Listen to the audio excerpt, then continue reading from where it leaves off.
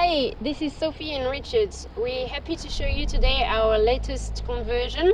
This is a RAM ProMaster. It is a 136 wheelbase and it has been designed by Percy to live in a urban environment.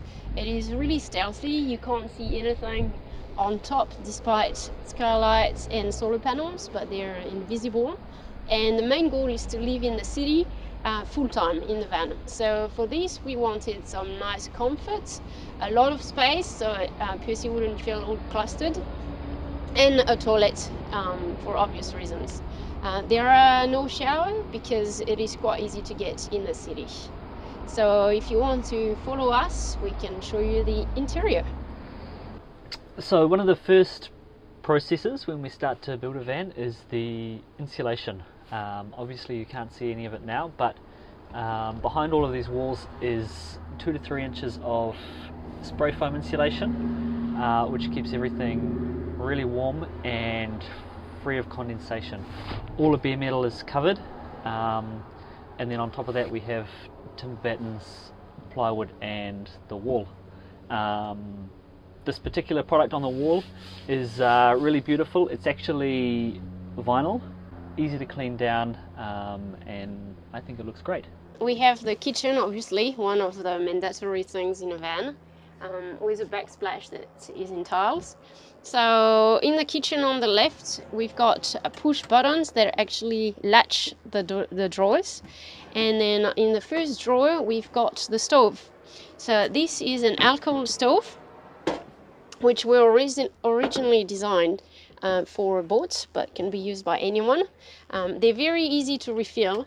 It's just the normal alcohol, so the one you buy in any DIY shop, so available pretty much in any country. And they're very safe because alcohol does not explode. You can take the stove out too if you have a picnic area when you go for a trip, so it's quite versatile. The second drawer, which is also latched with the same system, has, as you can maybe guess from the vent, a fridge. So the fridge is fairly big, especially for one person. There's lots of space, and there's another vent at the back of the fridge to make sure it doesn't overheat. This nice vent is actually made of maple, which gives quite a nice look. Up here we have the sink. It's a good size, and an electric faucet. This is actually a switch which turns on the pump, so the pump is never running apart from when you use the tap. That all drains down underneath into a grey water system. Here we've got a waterless trap to keep any air and smells from coming into the van. This guy here is a breather pipe which lets those smells go outside underneath the car, and here we've got a drain, so you can open that to drain into a dump station, but you also have the option of closing these off, disconnecting these, and unscrewing it here to take the whole tank out.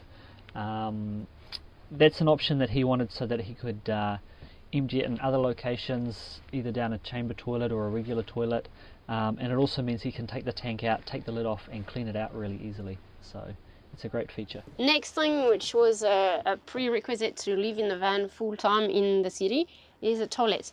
So the toilet is actually hidden under the seat. So you take the seat out, then you open the first lid, which is sealed here. So as you notice, it will help stop the smell. This is a composting toilet with a nice bamboo seat, which matches other things in the van. And then there's a urine divider. Then the urine falls into a bucket, which is just a normal bottle, which is easy to empty. And there is a spare bottle should you have too much and no chance to empty it. And then we have just a simple composting bucket, and this will be filled with sawdust, which is stored in here. So a nice and easy setup, but effective.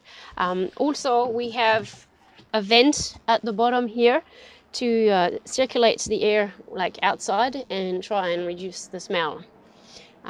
This is also a great place to store a fire extinguisher, as you need to have in a van. And again, there's another seal at that level to try and limit as much as we can the smell. If you want to live in a van in winter time, a heater is essential, basically. In this van we've put in the Eberspaecher B4, which is an air heater that runs off the fuel tank of the car. So no secondary source of fuel needed for that. It's plumbed into the car's gas tank. It has its own air intake outside and an exhaust outside, and then inside it's sucking cold air from the back. We've put the cold air intake in the back of the van. That way air is forced to circulate in the van, so you don't get damp and cold areas at the back of the van where there's not much airflow. And then the exit for that is down here under the fridge in the middle of the van. A lot of people install these in the front of the van under the passenger seat. But then you don't get that effect of circulating air through the whole van and forcing it to move. The control panel for that is installed up here. You can set the temperature you want, and it's also got a timer function, so you can set it to come on or off at certain times. There's a thermostat in here which controls the temperature, and then in that same unit we've also added just a couple of USBs and a dimmer switch for the lights. Our next feature in this van is the ceiling. So the ceiling is made of cedar, which runs transversely, which gives a nice curve and a nice color to the van. It has two big skylights so that Percy can see from his bed the stars and enjoy the nice weather. So the skylights are actually marine hatch. So for those who have been following us for a while, this is one of the key things we always put in our vans. These ones are from the brand Bomar, and they are available in any marine shop. These particular ones are 16 inches by 16 inches. They stay open with a friction hinge at any angle, so it's quite nice. And obviously you can access the roof by getting on the bed and then on the roof. They're also extremely low profile, so you can't see them if you're standing outside the van on the road. They only stick up 3/4 of an inch or so above the roof line, so very hard to see. Also on the ceiling we have this handle, which again is actually a boat handle, and the main purpose of this handle is to exercise and also be able to stretch, so it's nice to have when you're in a little space all year round. Down here we have the table. It's got a little latch on the side to stop it coming out while driving, and then it just slides out. It does lock any guests in position there, but this is primarily a van for one person, so it's not usually a problem. And yeah, it's a really nice, strong, sturdy surface. It's also made of bamboo, like the kitchen bench top, which is a really strong and durable product, and it's also quite eco-friendly. The next thing that is obviously mandatory in the van is a bed. So this bed is for a single person. So this is a normal twin size bed, except it's about 4 inches or 10 centimeters shorter than a standard length. It is 38 inches wide, and it has slats so that it's really comfortable. So a whole system of slats, and it is made with like a normal mattress and then topped with a memory foam mattress so that Percy has all the comfort. There is a nice feature at the front to stop the mattress from sliding out, and there's also a nice feature at the back also to stop the mattress falling out or any other parts like the pillows or books that you may read to fall behind in the door in the storage area. Up here there's a couple of crates. This is a look Percy was really keen on, and a little bit of a challenge for us. He said he wanted these crates here, and then obviously we didn't want them to rattle, we wanted them to be easy to remove and so forth, without getting overly complex. So we've managed to do that. They come in and out really easily. They just sit on top of a couple of little metal pins here, so that gives him storage for his clothes or socks and undies and other things he wants to keep easily accessible. Yeah. Continuing along here, we also have done upholstery in a few places in this van. One of them is along above the sliding door up here. It is a reasonably tricky area to finish in the ProMasters, so yeah, we found that worked as a good solution. And it's topped up with hemlock. Yes, a little hemlock trim up here. Yep. And since we're on the wall, on the sliding door, we also have some upholstery at the top panel, and to try and cut that space, which is really big, and not have one big piece of wood, Percy came up with that great idea of a moss wall. So we made the panel in the frame, but Percy filled it himself with all that foam, which we find is brilliant idea. Sorry, with that moss. And then the bottom is birch, similar to all the remaining of the van, which is also birch. Over here, we've got these slat walls. They're a feature that he wanted to try and break the space between the driving compartment and the back. I think he really wanted this to feel like home and his space, and that was part of helping to achieve that. They also do something else, which is provide a place for this little side table, which we've made. So this guy can hook on here and then sit onto these aluminium rungs. The great thing about that table is that obviously he can fold it away, but he can also put it at different heights. So at this height it functions great as a extra work surface if you're making a big dinner in the kitchen, or if you want somewhere to put your laptop, to work, to watch, whatever. But you can also move it higher and lower on the different rungs. If you put it lower, then it works fantastic as a table when you're outside, or a place to rest a beer, things like that. Yeah. We have some storage here, so there are a few cubby holes of different sizes. This one is fairly small, and other ones are bigger, which helps to put objects of different sizes. We also have hidden here an inverter. So the inverter gives obviously 110 volts power, so it's convenient for laptops and other things like that that can't live on 12 volts. The rest of the van is on 12 volts. This door also gives access to the back compartment, with obviously more storage under the bed. So we just open it and then we can access things that are stored at the back, and then we latch it so that things don't come forward when we drive. We also have storage right under where I sit, so you can just slide the door and have access to 2 different shelves. So that's it for the storage inside the van. Let's go check out the storage at the back.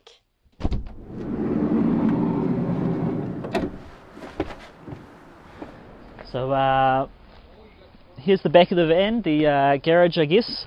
We only gave this to Percy last night, so I guess he's still trying to work out exactly what he's going to have in here at this stage. But what you can see here is the 2 freshwater tanks. So these are both 7 gallons. Only one of them is plugged in at each time, so you have one spare and one that's hooked in. We've put these quick release fittings on the top, so they're as simple as pushing a button, and a little valve closes in these when you do that, so the rest of the water doesn't run out. Then you undo a little strap here. You can disconnect a cable here, and then the tank is ready to pull out, and you can swap it with the other one. The pump for these tanks is actually a submersible pump, and it's inside this, so you just have to unscrew the cap and it'll be there. The great thing about having a system like this is that it's really easy to refill wherever you go. You can fill them up at your friend's place, at a drinking fountain, at work. You don't have to go somewhere where there's a hose and a dump station or anything like that, so it makes it a really versatile way to live. Here, so the wheel arches have been condemned, and they're all well insulated for the heat and also for the noise. So they are under these boxes, which cannot be opened. On the other side, the box is actually a shelf for a battery. There is also a space for a secondary battery at the back, should Percy need to increase his capacity. This particular battery is 135 amp hour from the brand Lifeline. We believe it will be enough for his needs. And we have solar panel on the roof. They are Sunpower, and we have 2 times 100 watts, so 200 watts. We have a solar controller here, which displays the instant charge and tells us that the battery is nearly full. Then we do have, between the battery of the car and the battery at the back, we have the opportunity to charge. So there is a relay here that detects a charge on either battery, and obviously a fuse. So if Percy is driving and the main car battery is charged, and it's charging the secondary battery, and inversely, if Percy is leaving the van in storage for a few months, the solar panel will make sure that both the secondary battery and the main battery will remain full. We have a simple system with all the fuses here for all the different circuits. Each circuit has its own fuse, so it's nice and easy. So this was the presentation during the day, but there is more to see at night with wonderful lighting. So come and join us tonight.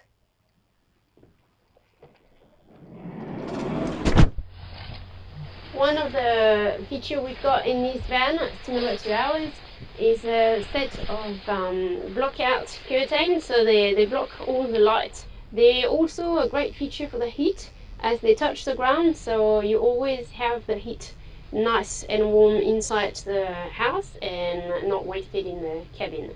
So they also provide a background for the slat worms during the daytime, so they are useful all the time.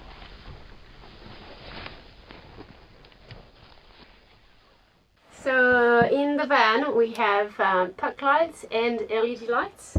So the puck lights are a bit brighter. They are 3000 Kelvin lights, and they are mainly for the kitchen to see a bit better, and also above the table. So there's 3 of them. And then we also have LED strips. The LED strips are a much warmer color. They're at 2000 Kelvin, and we've got a number of them. We have one around each skylight. Then we have one above the shelf. We have one behind each of this beam, and we have 2 behind the bed feature, and we also have one additional one under the bed for the storage area. So all these lights, whether it's the puck lights or the LED strips, they all have like a dimmer, and that goes from fairly bright, easy to read, easy to work, to completely dark. The challenge with the LED lights was to have them recessed so they disappear, so we can have ambient light a bit everywhere, but they're never really visible. So Richard, do you want to tell us more about it? So all of the LEDs are recessed into various features throughout the van. These angles are one of those features. We needed to plan these from really early on in the process, because obviously they need to be very strong to support whatever weight Percy wants to put in these large crates. They're all attached to solid fixing inside the walls and the ceiling, and the cables are all recessed in behind them, so we had to bring those out before we installed the wall linings and the insulation.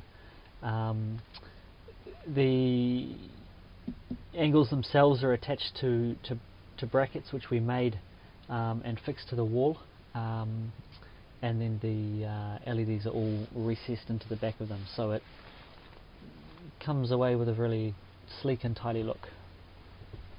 One of the other places we've hidden the LED strips away is in the headboard of the bed. It's not actually the head of the bed, it's the side, but it kind of gives that impression and that feeling. The headboard we made up out of birch and hemlock, which features throughout the van, and it was a challenge just because we wanted to keep it really sleek and tidy while still being strong enough to lean on, and the cabling for the LEDs are all hidden inside, so you can't see them from the front or the back of the van. It's supported by brackets which are recessed into the ends and into the wall.